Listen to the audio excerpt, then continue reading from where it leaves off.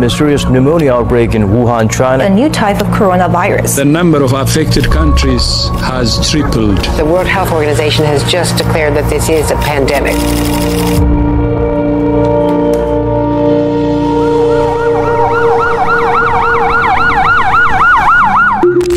December 31, 2019, nang inulat ng Wuhan Municipal Health Commission sa China ang mga kaso na pumalya sa Wuhan, Hubei Province.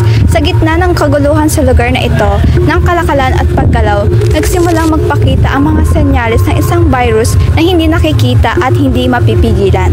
Ngunit paano nga ba ito nagsimula? Ang COVID-19 o Coronavirus Disease 2019 ay isang sakit na dulot ng virus na Severe Acute Respiratory Syndrome Coronavirus 2 o SARS-CoV-2 ay nagsimulang kumalat noong katapusan ng 2019 at tuluyang naging pandemya noong 2020.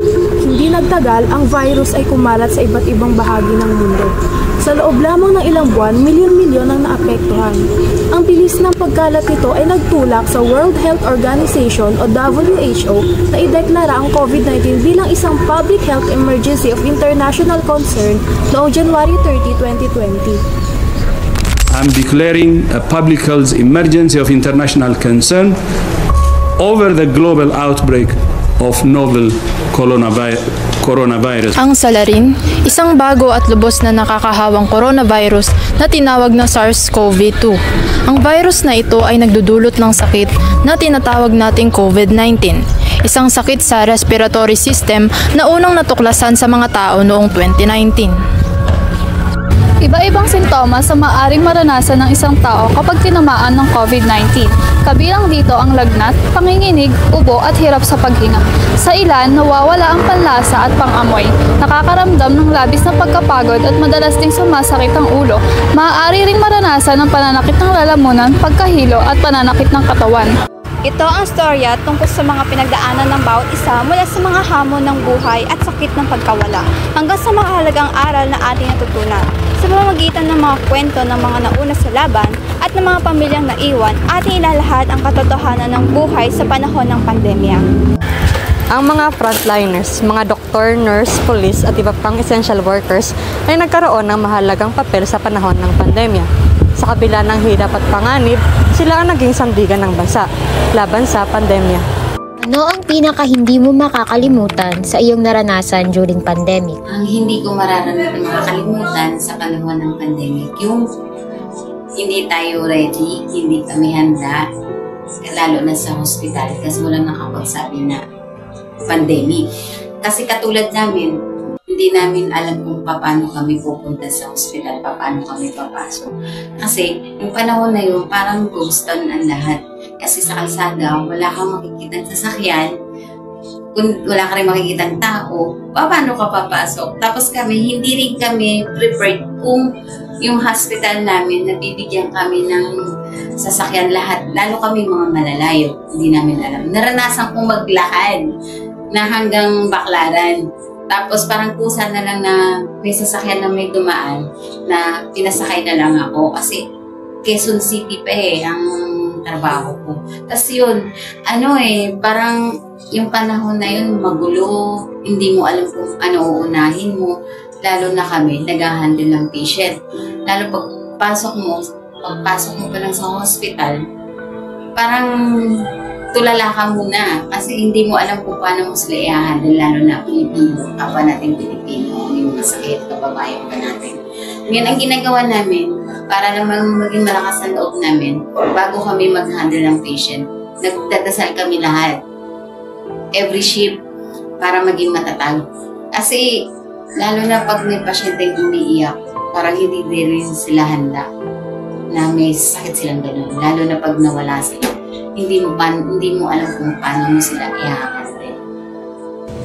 Upang mas matugunan ng krisis, ipinatupad ng pamahalaan ang Bayanihan to Heal as One Act.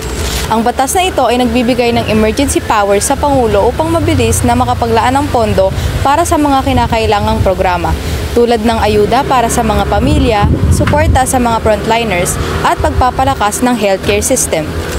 Ano ang steps na ginawa niyo para matulungan ng residents ng may pandemic? Bali, dito sa barangay kasi ako nagtatrabaho. So, collaboration yon galing ng kung ano yung mga ibinababa galing sa city, aside sa personal na nanggagaling din sa kapitan. So, bahay-bahay namin yan pinapamigay. Either goods, mostly goods. Tapos pag financial, meron mga coupons na binibigay sa bawat tao para i-claim din nila yan. Sa bawat hakbang, sila ang naging simbolo ng pagkakaisa at pag-asa na nagsilbing gabay sa kanilang nasasakupan sa pinakamadilim na yugto ng ating panahon. Mula sa pamamahagi ng ayuda, pagsisiguro ng kaligtasan sa quarantine checkpoints hanggang sa pagbibigay ng suporta sa mga pamilyang lubhang naapektuhan ng pandemya.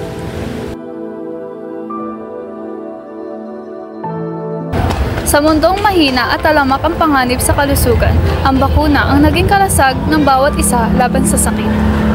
Gaya na rin noong mga kritikal na panahon ng pandemya, ang mga bakuna ang naging takbuhan ng mga tao patungo sa kaligtasan, ngunit hindi naging madali ang landas upang makagawa ng panangga laban sa virus na ito. Lalo't na rin nang dahil sa mga panahon niyon ng COVID-19 na isang bagong pandemya na wala pang sapat na kaalaman at mga nauunang pag-aaral na naging dahilan kung bakit nahirapan tayong makagawa ng agarang panlunas sa virus na ito. Bago ang mga ito makatanggap ng pag-aproba mula sa HWO at mga pambansang ahensya ng regulasyon, ang mga bakuna laban sa COVID-19 ay sumailalim sa masusing pagsusuri sa mga clinical trial upang patunayan na ito ay tumutugon sa mga international agreed na pamantayan para sa kaligtasan at bisa. Ngunit sa kabila ng mga hamon ng paggawa ng lunas, may 3 prominenteng bakuna na lumabas upang magbigay ng proteksyon laban sa virus na ito. Ang Pfizer, Moderna at Novavax. 3 makabagong teknolohiya na magpapatibay sa ating laban sa nakamamatay na pandemya. The Pfizer-BioNTech vaccine is one of several vaccines that can protect against COVID-19. Research indicates that the vaccine has high efficacy in people aged 16 and over. The vaccine works by introducing a molecule to cells known as messenger RNA or mRNA. This molecule teaches cells to make a protein from the virus that causes COVID-19, which is SARS-CoV-2. The body detects this protein and triggers an immune response. This creates antibodies as well as longer-lasting immunity that can fight off future SARS-CoV-2 infections. The Moderna vaccine, known as mRNA-1273, represents the latest advancements in the field of preventive medicine. This type of vaccines differs from others, such as protein-based vaccines, inactivated vaccines, and viral vectors vaccines. Developed by Moderna TX Corporation in the United States, it is considered one of the most effective COVID-19 vaccines in the world today. Once the mRNA vaccine is injected into the body, the cells at the injection site will absorb the lipid nanoparticles containing the mRNA. These cells will then begin to produce a protein similar to the spike protein found in the COVID-19 virus. This process stimulates the immune system to produce antibodies specifically designed to fight against the spike protein of the virus. It is the immune response that provides protection against infection. The Novavax vaccine is the only one that does not use the relatively new mRNA technology. What makes it unique among the available coronavirus vaccines is that it uses a traditional virus blocking technology that has been employed in the fight against other disease. Pa sa mga bakuna, dahil sa pagtaas ng kaso ng mga pasyenteng infected ng COVID-19, kinailangan ng mga tao na mag-administer ng karagdagang booster. Ang booster ay tumutukoy sa karagdagang doses ng bakuna pagkatapos ng pangunahing bakuna. Ang mga booster shots ay ibinigay upang paalahanan ang immune system ng katawan tungkol sa virus na kailangan nitong labanan. Ang paglipas ng panahon, maaring bumaba ang antas ng antibodies at maaring humina ang immunity na ibinungas ng mga unang bakuna. Ang booster ay nagpapalakas o nagbibigay ng dagdag na lakas sa immune system. Gayunpaman, habang umuusad ang inisyatiba ng pagbabakuna, nanatiling hamon ang vaccine hesitancy ng mga mamamayan dahil sa mga pangamba ukol sa kaligtasan at bisa nito. The COVID-19 pandemic brought unprecedented challenges to the Philippines. Naapektuhan nito hindi lamang ang sistema ng kalusugan ng bansa, kundi pati na rin ang pang-ekonomiya at ang pangkabuhayang kalagayan ng ating lipunan. Sinubok nito ang sistema ng kalusugan ng bansa na nahirapan sa pag-manage ng pagdami ng mga kaso ng COVID-19. Nakaranas sa mga ospital ng kakulangan sa mga PPE o personal protective equipment, ventilators at mga kama lalo na sa mga intensive care unit at ang mga isolation area. How has the virus affected you financially, health, mental, and emotional well-being? So unang-una yung sa trabaho. Kasi nung pandemic is nagkaroon ng lockdown.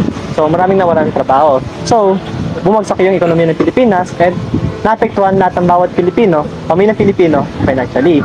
Tapos sa mental health naman, which is ayun nga, nakakulong lang tayo sa bahay, hindi tayo masyadong naglalabas.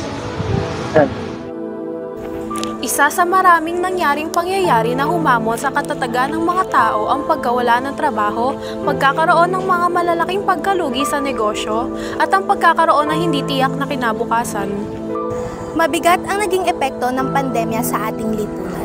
Maraming nawala, namatay, nasira at nagbago.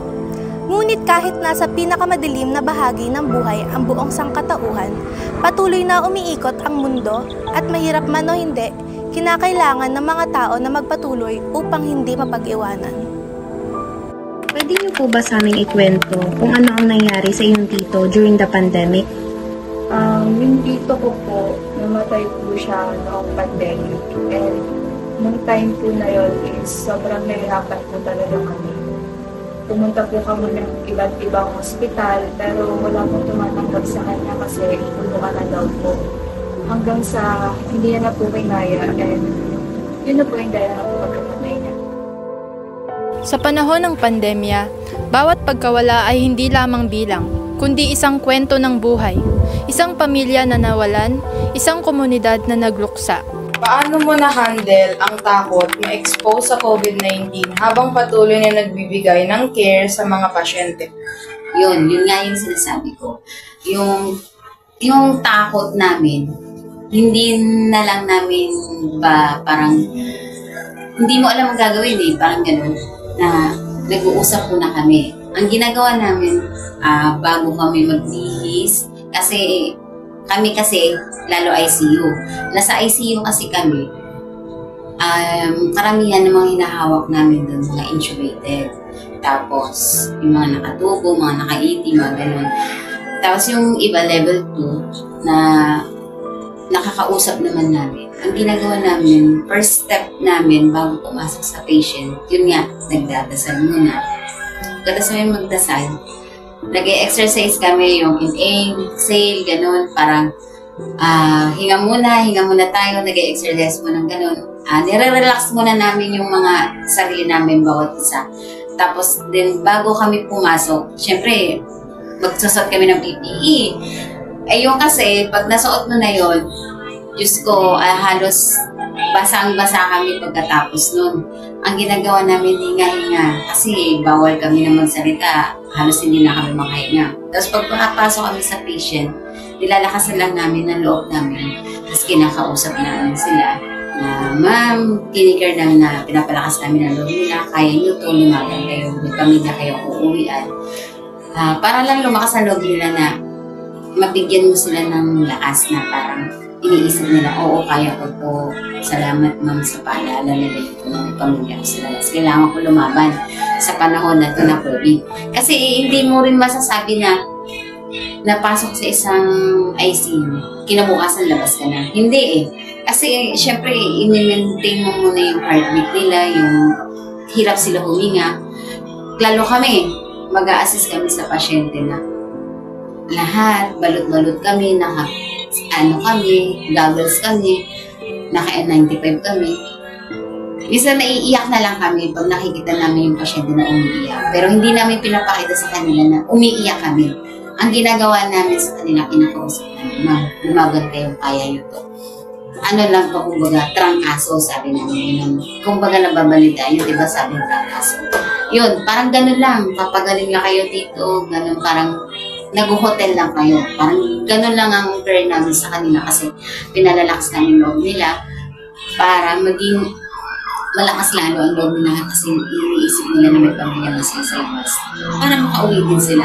Kasi kung ipapakita mo sa kanila na humihinga sila sa iyo ng problema, na dahil sa sakit nila. Tapos ipapakita mo pa na parang umiyak ka. Wag mong ipapakita kasi kami hindi ganun. Kasi kailangan lakasan mo lang loob mo. Pero pagkatapos namin sa patient, yun, doon na lang kami naiiyak. Tapos naiiyak din kami sa sitwasyon namin kasi paglabas namin, halos yung mga suot namin na mga scrubs, halos basa. Tapos parang kaming naliligo. Kasi hindi mo sila mayakap. Kasi nga bawal. Kasi bawal din kami ma-expose para sa kanila. Kasi syempre kami may pamilya din kami na uuwian. Hindi rin kami pwede na ma-expose sa kanila ng matagal sa loob ng pasyente. Kaya nakikita namin naman sila sa labas. Ina-handle din namin sila. Pag may kailangan, lumalapit din kami.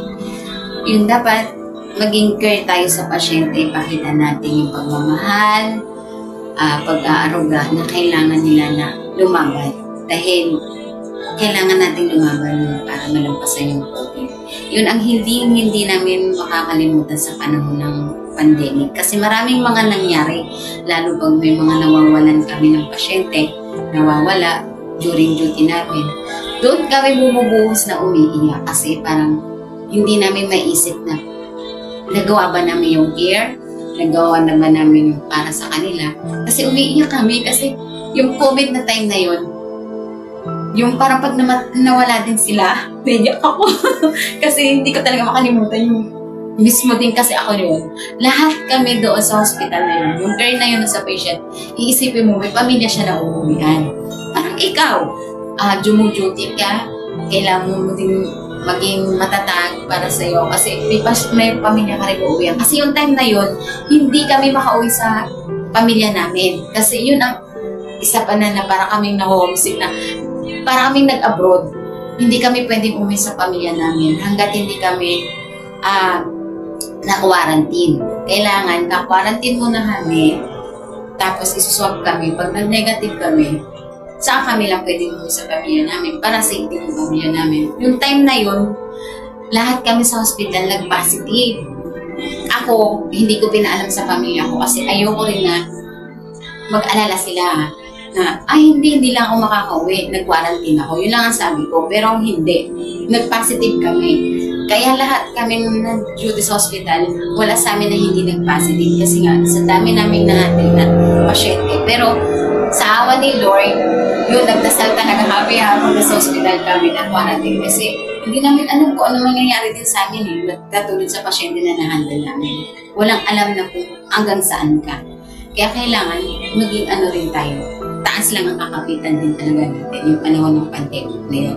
Kasi may pamilya tayo, yun ang kakapitan natin at sa taas lang talaga. Ang pandemya ay hindi lamang kwento ng mga pagsubok, kundi kwento rin ng pag-aalala. Ang mga nawala ay patuloy na nagbibigay inspirasyon para sa mga naiwan upang ipagpatuloy ang laban, magtulungan at pahalagahan ng bawat sandali ng buhay. At ano po ang mga challenges na kahinarap ng inyong pamilya sa paglibing sa iyong tito sa kabila ng mga restriction? Pagdating naman po sa paglibing, ang pinakamahirap ay yung limitadong bilang ng mga dumalo sa burol.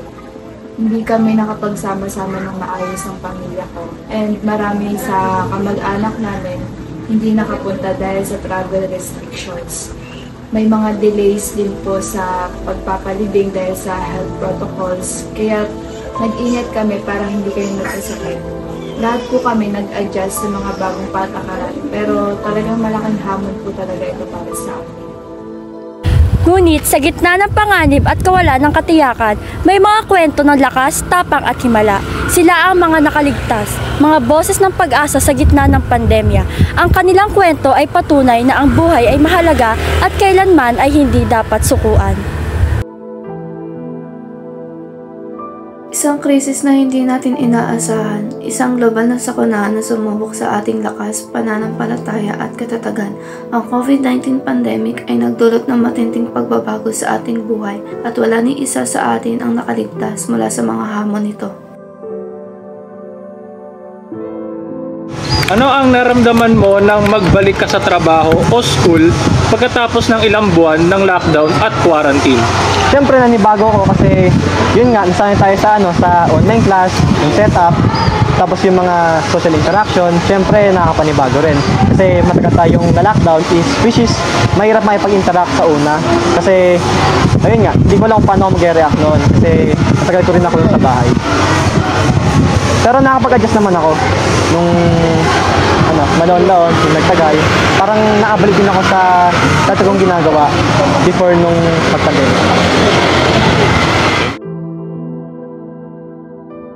Sada, mga negosyo at mga paaralan ay pansamantalang isinara, lahat tayo ay napilitang mag-adjust sa isang bagong realidad. Ngunit sa kabila ng lahat ng pagsubok, nagkaroon tayo ng mga aral na magpapalakas sa atin. Ang tanong ngayon, ano ang mga pagbabago, aral at hakbang na magpapahintulot sa ating pagbangon? What was your reaction after the lockdown? Ayun, syempre masaya kasi tawag dito, pwede tayong bumalik sa normal nating ginagawa nung bagong pandemic. And ayun nga, nakikita ko na nawawala na yung virus, syempre natutuwa ako. Kasi wala ng virus na pwede pumatay o maging banta sa buhay natin lahat ng mga people.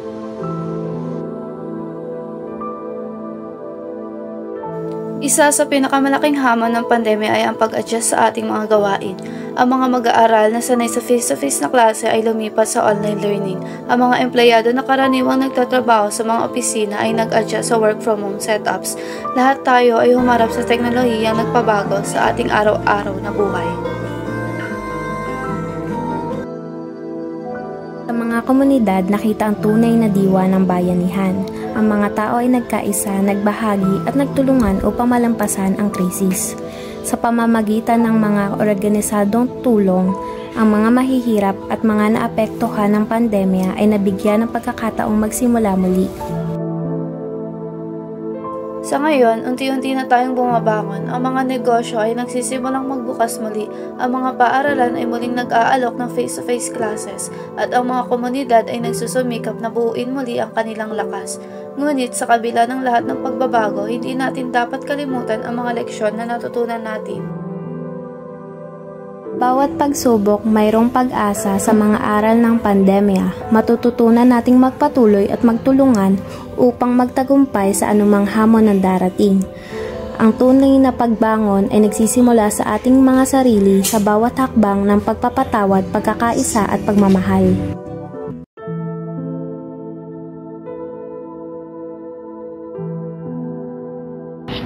COVID-19 is a disease caused by the SARS-CoV-2 virus. It spreads through droplets when people cough, sneeze, or talk. Symptoms include fever, cough, fatigue, and loss of taste or smell.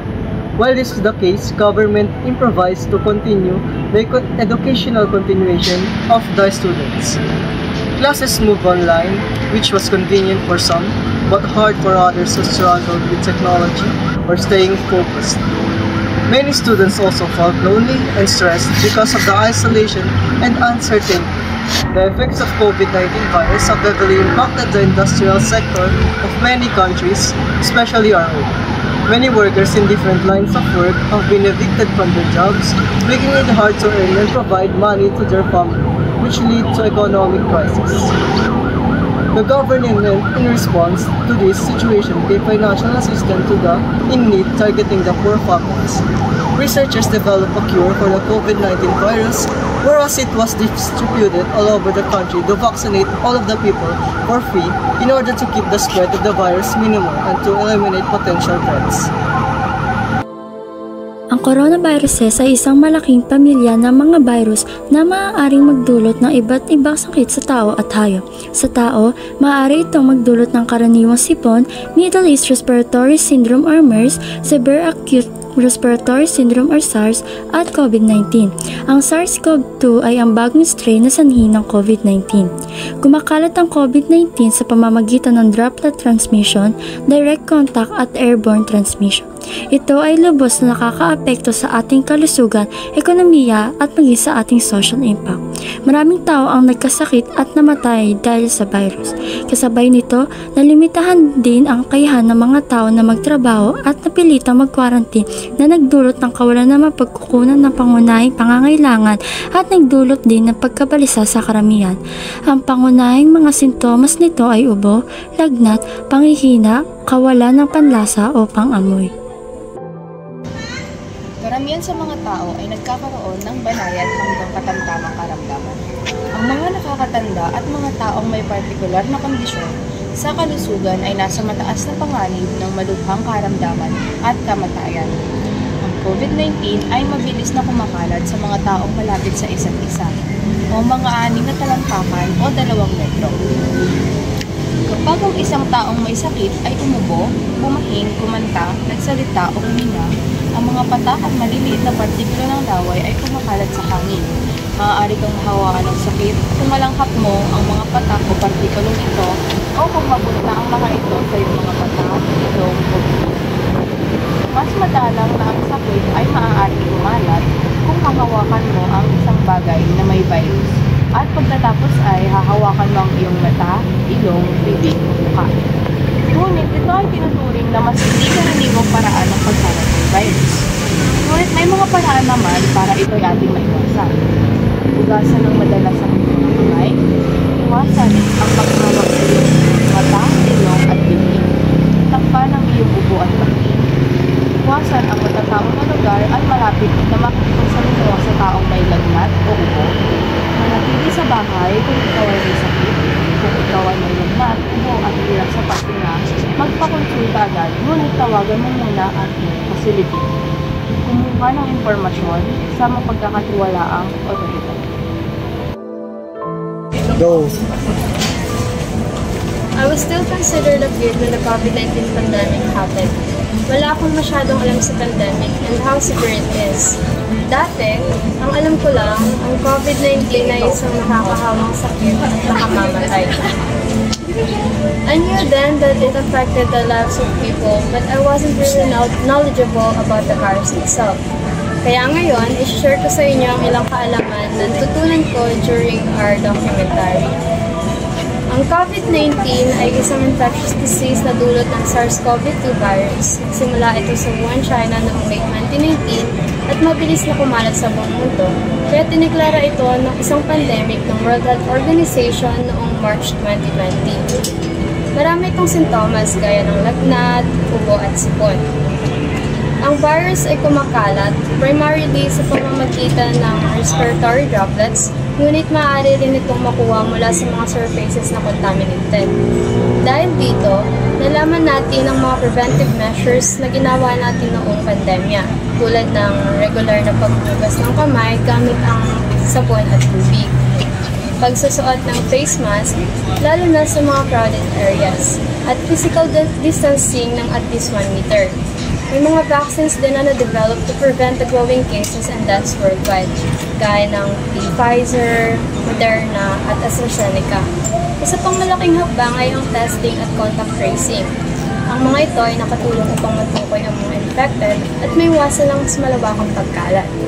Habang tumatagal, nagpatupad ng iba't ibang hakbang ang mga bansa tulad ng lockdowns at mass testing para makontrol ang pandemya. Sa kabila ng pagsubok, naging mahalaga ang pagkakaisa ng bawat bansa, pati na rin ang pagpapalakas ng healthcare systems upang matugunan ang mga hamon na dulot ng COVID-19.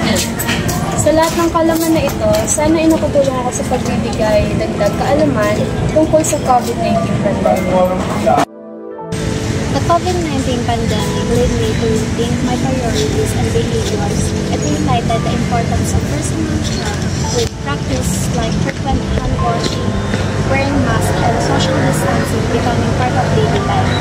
The mental and emotional challenges of isolation were significant, making me realize the importance of staying connected even virtually and taking care of emotional well-being. Dahil sa pandemya, pinatupad ang mga magiging hakbang tulad ng lockdowns, travel restriction, and social distancing. Ang mga bakuna na nabuo ng mabilis ay nakatulong upang mabawasan ang krisis na nararanasan at pagkamatay. Ang mga bayan tulad ng Delta at Omicron ay nagdulot ng hamon sa public health efforts. Crisis had major social and economic impact, including job losses and mental health issues. Despite improvements in treatments and vaccine, COVID-19 remains a significant global health concern. It has become more manageable in many cases. Habang mas lalo kong pinag-aaralan ang mga kwento ng ating mga bayaning maglalaban, napuno ako ng hanga at pasasalamat. Kahanga-hanga ang kanilang walang sawang pagtulong sa pasyente kahit na napakahirap ng sitwasyon. Nakita ko mismo kung paano nila walang tigil ang nilalaban ang hindi nakikitang kaaway at inisasakripisyo ang kanilang sariling kalusugan para may ligtas ng maraming buhay. Nagtatrabaho sila ng matagal at napakahirap. Madalas ay walang sapat na pahinga o tamang pagkain. Gayunpaman, naging malinaw din ang ipinakita ng pandemic ang mga malalalim na problema sa ating sistema ng paggagamot. Ang kakulangan ng PPE, ang hindi sapat na mga pasilidad para sa pagsusuri at ang kakulangan ng suporta mula sa gobyerno ay tumingin ng isang malaking problema na halos hindi na makayanan ng ating mga magagawang pangkalusugan. Through this topic, mas napansin at na-realize ko na maraming adjustments and life changes noong pandemic. Hindi lang economy ng Pilipinas yung lubhang naapektuhan but also yung mental well-being ng mga tao. Maraming changes such as yung mga pagkawala ng trabaho, yung adjustment sa education wherein nag-shift tayo from face-to-face classes to modular and online learning, at yung mga frontliners na kahit alam nila na may risk sa kanilang trabaho at umuwi sila sa kanilang pamilya na nagkakaroon sila ng contact with them, tuloy-tuloy pa rin sila sa pagtulong. Isa rin sa realization ko na kahit maraming oras na magkasama ang mga pamilya sa isang bahay ng lockdown, it doesn't mean na magaan lahat. Dahil merong stress and risk din na dulot ng sitwasyon noon. Pero despite all of that, ang pinaka-natutunan ko is yung kahalagahan ng pagtanggap at pagharap sa sitwasyon. Kasi itong mga adjustments, challenges, and then yung changes ay nagbigay din naman sa atin ng pagkakataon na magbago at matutunan kung gaano tayo ka-resilient. After reflecting on it, I deeply realized how heartwarming it is to see the dedication of those individuals in the world. What I feel now is contentment and gratitude toward them. These individuals work tirelessly, doing their best to find a solution. I begin to understand the gravity of the situation. So suddenly, is how the government took numerous measures to prevent the virus from spreading. They implement lockdowns and quarantines across countries to slow down the transmission. Many people became infected, but the frontline workers did everything they could to treat the sick and keep the virus under control. Sa panahon nito, maraming buhay ang naapektuhan, hindi lang sa kalusugan, kundi pati na rin sa kabuhayan, edukasyon at ang araw-araw na pamumuhay.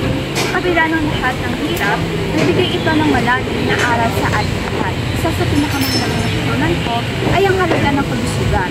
Ang simpleng pag-iingat tulad ng paghuhugas ng kamay, pagsuot ng mask, at isa sa pagkain ay nagpapakita kung paano natin may papakita ang malasakit hindi lamang para sa ating sarili, kundi pati na rin sa kapwa. Ang pandemya rin ay nagbukas sa ating mga mata sa kalagahan ng pagkakaisa sa pamamagitan ng nagdadasya.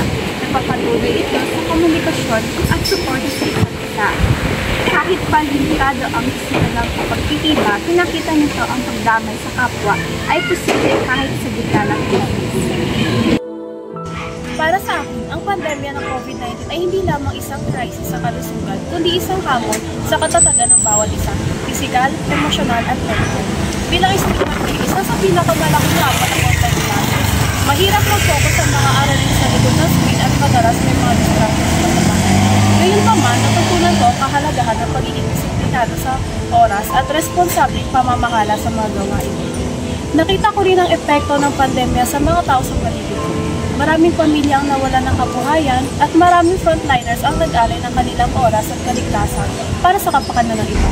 Kasabay nito, marami rin ang dumaan sa matinding lungkot at takot dahil sa kawalang katiyakan ng sitwasyon. Ngunit sa kabila ng lahat, natutunan ko ang mga mahahalagang aral sa buhay, ang pagpapakahalaga sa kalusugan, oras kasama ang pamilya at ang pagiging handa sa anumang pagbabago. Ang pandemya ay nagbigay sa akin ng bagong pananaw sa buhay. Pahalagahan ng bawat araw, manatiling matatag at huwag kalimutang maging mapagpasalamat. Natatandaan ko noon, bago ang malawakang pagdedeklara ng quarantine, ay kasalukuyan pa kami may pasok. Doon, inanunsyo na mawawalan ng klase na noong una ay akala namin lahat ay panandalian lamang. Ngunit inabot rin ito ng ilang buwan na halos naging taon na rin bago maibalik sa face-to-face classes. Naging mas malaking hamon sa akin ang pag-adjust sa new normal bilang isang estudyante. Napilitan ako mag-aral sa bahay gamit ang online classes. Sa simula, nahirapan ako mag-focus dahil sa ingay at limitasyon na rin ng internet connection namin. Maraming nagbago noong kasagsagan ng pandemya. At nung muling bumalik sa new normal, nahirapan ako makipag-socialize dahil mas nasanay na lamang ako manatili sa loob ng aming kwarto. Napansin ko rin noon sa sarili ko na mas naging mailag ako sa pakikisama sa ibang tao. Bagamat puno ng hamon ng panahon ng pandemya, natutunan kong mahalagahan ang mga simpleng bagay tulad na po ng kalusugan namin at ang aming pamilya at ang oras. Naging mas matibay po ako sa kabila ng mga pagsubok at natutunan kong magpasalamat sa mga biyayang mayroon ako. During the pandemic, my experience was quite challenging when my mom tested positive for COVID-19. Akala ko, yung pag-aaral ko lang yung nagiging problema, pero hindi pala kasi yung naging problema na malaki na dumating is yung nag-positive na yung mom ko sa COVID-19. Nung panahon na yun, hindi ko alam kung ano ang gagawin ko kasi nag-positive si mami tapos maraming nababalita na namamatay dahil sa COVID-19. Maraming adjustment and changes ang ginawa namin sa bahay kasi natakot kami na baka pati kami mag-positive din and pati yung 5 years old na kasama namin sa bahay mag-positive din. Ang nangyari ay nasa iisang bahay kami tapos may kanya-kanya kaming place. Then, pagkakain kami is hindi kami sabay-sabay kasi nga hirap kami na magsabay-sabay kasi baka mag-positive, mahawa kami, gano'n. Tapos, kailangan naming mag-quarantine ng 14 days na at pagkatapos na this, mag-test ulit kaming lahat kung magpa-positive kami or negative. And thank God, lahat kami ay nag-negative na. At syempre, pati rin si mami, nag-negative din. Simula nang nangyari yun, iniiwasan pa rin namin yung mga bawal kasi baka maulit-ulit. Syempre, ayaw namin nangyari ulit yun. And, ayun, simula nung iwas pa rin kami sa mga bawal hanggang ngayon. Then, ayaw lang namin maulit-ulit yun kasi nahirapan kami sa mga needs namin na kailangan sa bahay kasi hindi kami makalabas. Hindi namin alam kung paano kami mabubuhay sa araw-araw na yun. Ayan. Noong mga panahon ng pandemya, nalala ko yung saya namin magkaklase nung in-announce ng teacher namin na wala nang pasok dahil sa isang virus. Bata pa ako noon kaya medyo wala pang pakialam sa mundo. Walang alam kung anong nangyari at kung anong meron. Akala ko panandalian lang yung school break kaya ayon, tulad ng iba, celebrate dito, celebrate doon. Yes, walang pasok, makakapaglaro. Walang school activities and assignments. I feel like lahat naman tayo nung una in-underestimate yung virus na may kilala natin sa pangalan na COVID-19. Unbeknownst to us, hindi natin ma-imagine kung gano'n nito babaguhin ang takbo ng ating buhay. And soon, never ko na-imagine na ako mismo yung hihiling na sana na may pasok na lang ulit. Bilang estudyante, isa ako sa mga active students sa room noon. Magsimula yung online class, isa ako sa mga estudyante na nahirapan sumabay, mag-adjust. Nahirapan talaga ako mag-keep up sa klase, sa lessons, sa activities, and sa modules namin, to the point na naiyak na lang ako sa stress. At minsan, hindi na ako nakaka-attend ng online class. Parang iniiwasan ko, natakot ako to the point na nanginginig ako kapag nasa meet. Nakasabay mga klase at kaibigan ko, pero ako hindi. Napag-iiwanan na ako. Pero ayokong tumigil mag-aral. Sayang yung taon. Mahirap man, nagpursige ako. Sumabay pa yung financial problems ng family namin, pati yung research namin for the first time. Junior high school, unang sabak, tapos ako pa yung naging leader. Wala akong alam. Tapos unreachable pa most of the time mga ka-member ko. Inintindi ko, alam kong lahat nahihirapan. Kaso pressured. Umiyak talaga ako sa harap ng teacher ko. Mahirap pala talaga kapag walang in-person guidance as a student. doon ko na-realize how much we tend to take things for granted. Sinabi sa akin ni Papa na wag ko i-pressure sarili ko. Kaso graduating ako noon. Gusto ko makapagtapos ng may honor. Gusto ko masabitan nila ako ng medalya. Napanood ko kasi kung paano nila ako, kung paano kahit na may panganib, napasok pa rin si Papa para makapag-provide sa amin. Para sa akin, yun na lang yung way ko para masuklihan ko sila. At salamat sa Panginoon, walang nagkasakit sa amin at makapagtapos ako ng may medalya. Nung nangyari yung pandemic, nahirapan talaga ako. Unang-una sa pag-aaral dahil distance learning nga noon. Medyo nahirapan din ako dahil yung ibang lessons ay hindi ko ganong maintindihan dahil modular yung mode of learning na pinili ko noon. Marami ring distraction sa bahay kaya hindi ako nakakapag-focus sa mga schoolworks ko. Pero yung pinaka-problema ko talaga at ng family ko that time ay yung financial kasi nagsara halos lahat noon eh. Hindi naman makapagtrabaho yung mama ko kaya hirap kami sa pagkain. Nung first year ng pandemic, 2020, hindi kami nakakabayad ng renta sa inuupahan namin. Kaya after ng ilang months na di pagbabayad, pinaalis kami ng owner. Pero naiintindihan ko naman kung ba't kami pinaalis. Siyempre, malulugi rin sila. Nakahanap naman kami ng malilipatan agad. Pero since napagastos kami sa lilipatan, hirap naman kami sa pagkain namin. May time nga nun na hindi talaga kami kumakain o kaya naman meron kaming kanin pero walang ulam kaya nag-uulam kami ng toyo or kahit anong condiments na pwedeng ulamin na meron namin. Dahil dun nga sa mga pangyayaring yun, parang nasa rock bottom talaga ako. Naapektuhan ako mentally kasi ang hirap ng situation ko that time at alam kong maraming naka-experience ng mga struggles na yun. Hindi lang ako.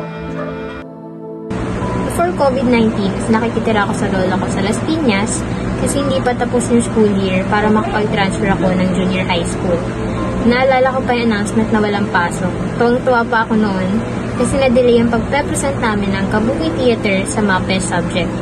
Kaya umuwi muna ako sa Cavite sa bahay namin sa Imus. And later on, tumagal na ng ilang linggo hanggang sa naging buwan na. Hindi ako makapaniwala actually. Parang hindi pa siya mag-gets ng utak ko that time.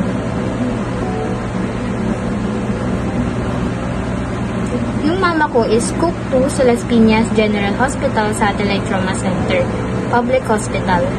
May katrabaho siyang nagka-COVID so lahat sila is mandatory na magpapa-swab test and nag-positive si mama. Natakot ako noon kasi nag-quarantine lang si mama sa loob ng kwarto nila ni Papa. Si Papa is sa sahig sa sala natutulog. Hinahatiran si mama ng pagkain sa taas tapos nakabukod yung kutsara, tinidor, plato, pati yung baso niya sa amin. Naririnig ko pa nga yung malakas niyang upo noon. Natakot ako that time, ayokong mawala si mama ng malayo sa amin. Tapos wala pa akong nararating sa buhay ko. Kumbaga, hindi ko pa nasusuklian lahat ng pagsasakripisyo, lahat ng pagod na ginawa niya para sa pamilya namin. Makalipas yung ilang araw na ganun, parang 2 linggo atang ganun yung naging setup namin. Nagpa-swab test ulit si mama and nag-negative na siya. Sobrang tuwang-tuwa kami that time, yung buong pamilya namin, parang nabunutan kami ng tinik sa ngala-ngala. COVID-19 truly was a roller coaster experience for me. Grabe yung pabaong plot twist ng 2019 na magtatagal pala ng ilang taon. Ang lala ng dinanas ng mga taong nasa laylayan ng lipunan, pati na rin yung pagod at takot ng mga healthcare workers, kapag-janitor man yan o doktor. Nakita natin at nasaksihan din yung hindi kahandaan ng healthcare sector ng Pilipinas na dapat naman talagang bigyan ng pansin, may pandemya man o wala.